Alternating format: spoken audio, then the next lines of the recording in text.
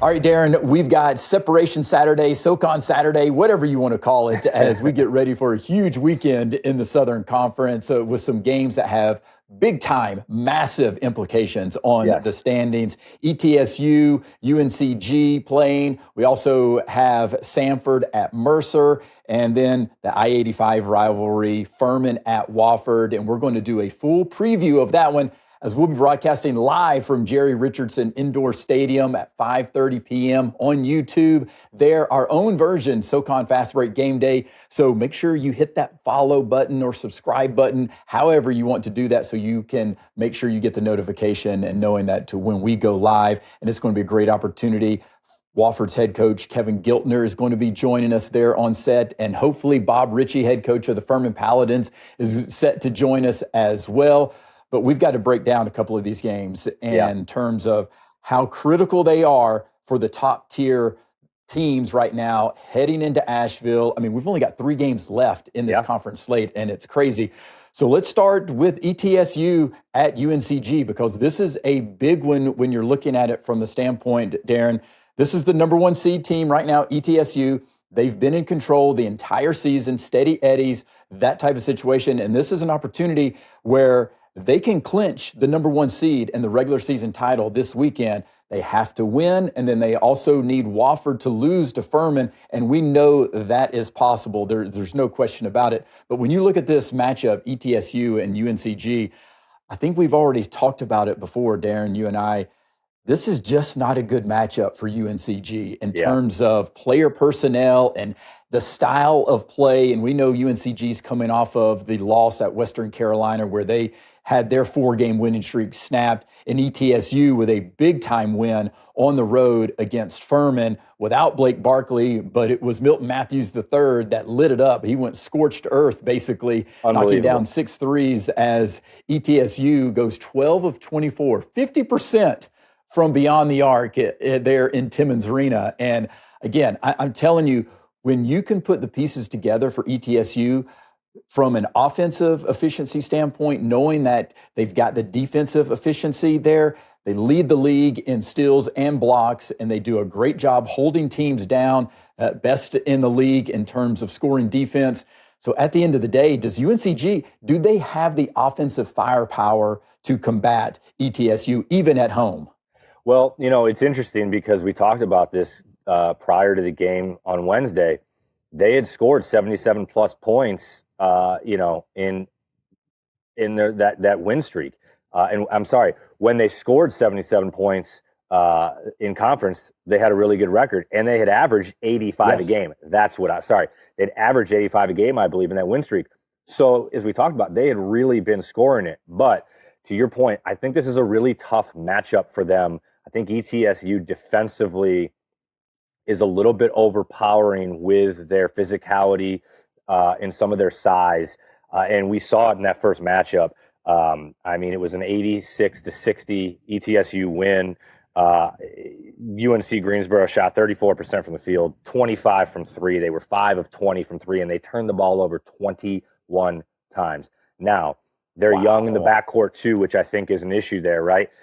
They don't have any real kind of upperclassmen senior leadership in that backcourt. And if you get blitzed by ETSU with those guards, that pressure, that physicality, if you're not ready for that, that's a scary thing. And so, you know, I think to your point, this is a tough matchup for them. I look for ETSU to really try to turn up the pressure and turn UNCG over as much as they can, get as much as they can in transition. And I also think I get a little bit concerned about, especially if Blake Barkley's out, because what was interesting about that Furman UNCG game, the ETSU game, was that without Blake Barkley in the lineup, now look, they need Blake Barkley, don't get me wrong.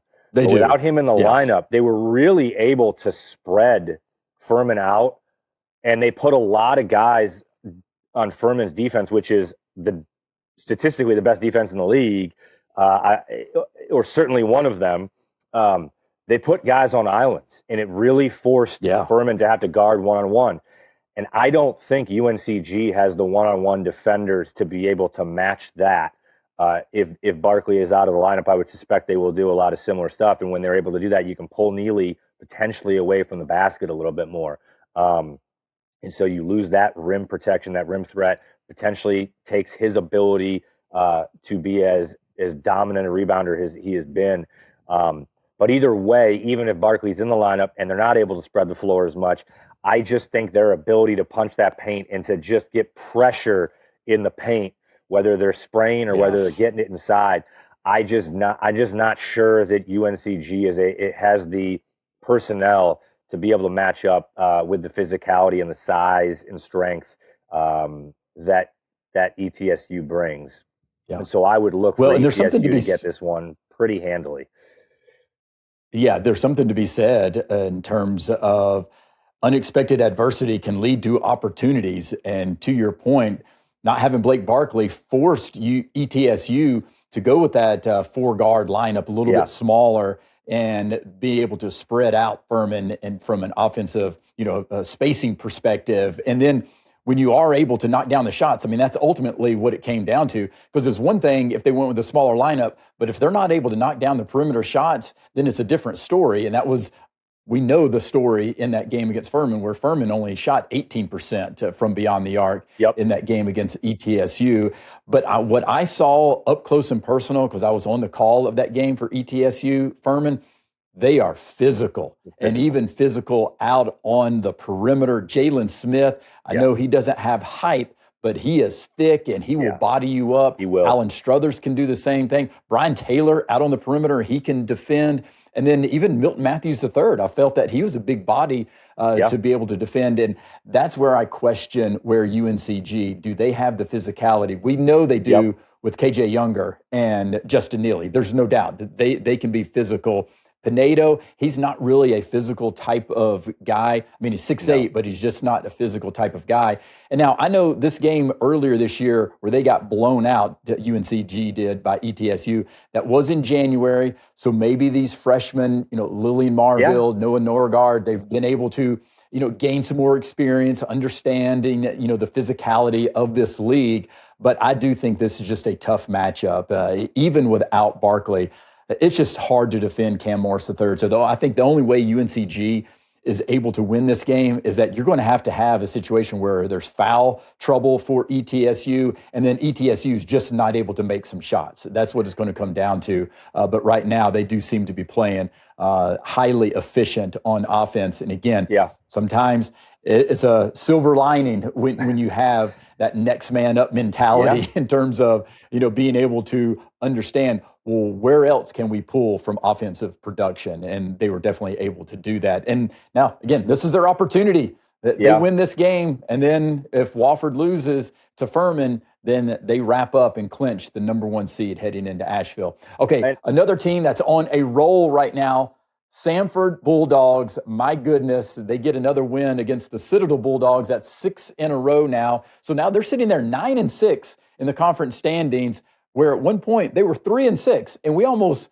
wrote them off, Darren. Now, I still believe that they might be able to get some things going, but now going into Hawkins Arena, where Mercer, man, if you're Mercer, you just couldn't lose that game to Chattanooga at home. That's a tough one. That's really not one. And giving up 94 points to Chattanooga, I mean, that is just absolutely crazy from that perspective. So when you look at this matchup, though, is this going to be a revenge type of situation where Mercer scored 49 points against Samford in their last matchup, get beat by 20, 69-49.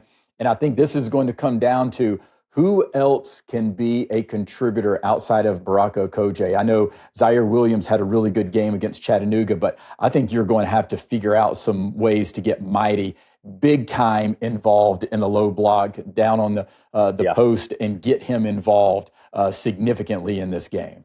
Yeah, no, for sure. And just to touch on one last thing with the UNCG game real quick, sorry. I think for them, if they want to have a chance, they're going to have to hit 10-plus threes.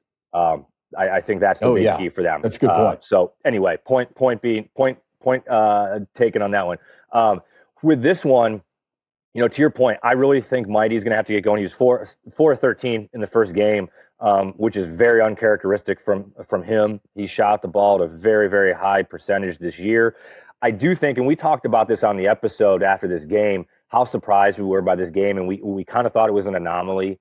Yeah. For Mercer. Now, Mercer certainly is not playing their best basketball right now, but I do think scoring 49 points against Samford, as good as Samford's playing, is an anomaly. I mean this in the most respectful way possible. They're not that good of a defensive team to be able to consistently hold Mercer to 49 points. So I think part of it was Mercer just they kind of laid an egg, in the first matchup. But that said, you've got a Samford team that is continuing to even play better. So to me, I think you're going to absolutely have to get a big game out of your two big-time guys. Okoje and Mighty are going to have to play really well, and they're going to have to play efficient. And Okoje is going to have to get to the foul line. I want to see them be able to try to get some of those guards at Samford in some foul trouble. Can you get one of the Norris brothers in foul trouble by just consistently getting downhill and putting pressure on the rim? And when you start to put pressure on the rim, you potentially make Mighty a little bit more of a lob threat, A, and B. Now you can start to maybe spray out a little bit too. And the other thing is, can they get anybody else going? Somebody else, honestly, they're going to probably need to get four guys in the double figures the way Samford's playing right now. Because Samford's getting four guys in double figures pretty consistently throughout this stretch. And honestly, they don't look like that's going to end anytime soon of them getting four guys in double figures. So to me, I think they got to get four guys in double figures, they being Mercer. And I think Okoje and Mighty have to be really good and really efficient and get to the foul line. Conversely, getting those guards, Samford into some foul trouble. Yeah, no question about it. I think Quentin Perkins the second, can he be that type of guy that can get hot from the perimeter? And you're going to have somebody else. Connor Servant, can he come out there and give you 10, 12 points and 7-8 rebounds? Brady Shoulders off the bench. Brady Shoulders is going to have to step up. Yes, that's another key contributor, a glue type of guy, and we know Ryan Ritter has talked significantly about him. But then for Samford, you just keep doing what you're doing. Now, again, they struggled a little bit in that first half against the Citadel, turned it on, and then Citadel made their run, so it was much closer there. But what I've seen from Mercer, though, that does give me some concern is that we talked about 22 points there in the first half against Samford, and then only scoring 49 points. So you're thinking that it is an anomaly. Well, then they go and only score 18 points in the first half against the Citadel, but now they explode for 52 points in the second half. So they're riding that roller coaster ride, and they just haven't been as efficient and steady like we saw earlier in the season. And that would be my concern right now for Mercer, where I feel that Samford is much more even-keeled right now. They're getting the production. Now, Jaden Booth didn't have an efficient night shooting, but you've got Keaton Norris, who's playing extremely well right now. So I do think this is a situation where, man, as tough as Hawkins Arena has been this year, they did lose to Chattanooga. Can this be a revenge game? But I just think that right now Samford is clicking, and they've got a mission right now. They're going to try to do everything they can to get to that number 2 seed there heading into Asheville. So I think I'm going with Samford here, and Jaden Booth and Keaton Norris, and then double machine Dylan Faulkner. Can you have those three guys play very efficient? And if you do, I think Samford takes this game. No, I agree with you. I think this is Samford's game to win for a lot of reasons. Look, I still like Mercer. I still think they can get hot, and they're very dangerous. Oh, no doubt. Yes. But I just think a combination of the way that this Samford team is playing right now, and from the multitude of angles that they're getting it from offensively, I just think it's going to be tough for Mercer. And frankly, I am even more so now continuing to wonder, is Mercer getting a little tired? Are their legs getting a little tired to give up the amount of points that they gave up to a depleted Chattanooga team is a little bit concerning at this point in the year, especially on your home floor where you hadn't lost. So I look for Samford to win this game as well. I genuinely think, and I know I'm on the bandwagon, I think they're going to end up finishing second. I just love the way they're playing right now. I love the way they're clicking. I think one of the big keys that we didn't necessarily talk about early, just to touch on this, is for Mercer. If you can make Jaden Booth take a lot of shots to get his, I think that's one way that you can potentially find a way to pull this one out. if he's shooting 6 and 9 from the field like he did in their first matchup, I just don't think the way these other guys are playing for Samford right now, it's a wrap. So you're going to have to make him an inefficient scorer and really make him work for his, in which I think they have a guy or two that can do that. But I think that's a real big key for Mercer defensively. Yeah, it's going to be a big-time Saturday in the SoCon, big games. And reminder, we're going to do a full preview as we'll be there doing our own SoCon Fast Break pregame at 5:30 p.m., live streaming on YouTube there inside Jerry Richardson Indoor Stadium for the Furman Wofford matchup that tips off at 7 p.m. So make sure you hit that subscribe button so you'll get the notification when we do go live. And also, you can follow on Apple Podcasts, Spotify, or wherever you get your podcasts, including the iHeartRadio app. Until next time, may all your jumpers hit nothing but the bottom of the net.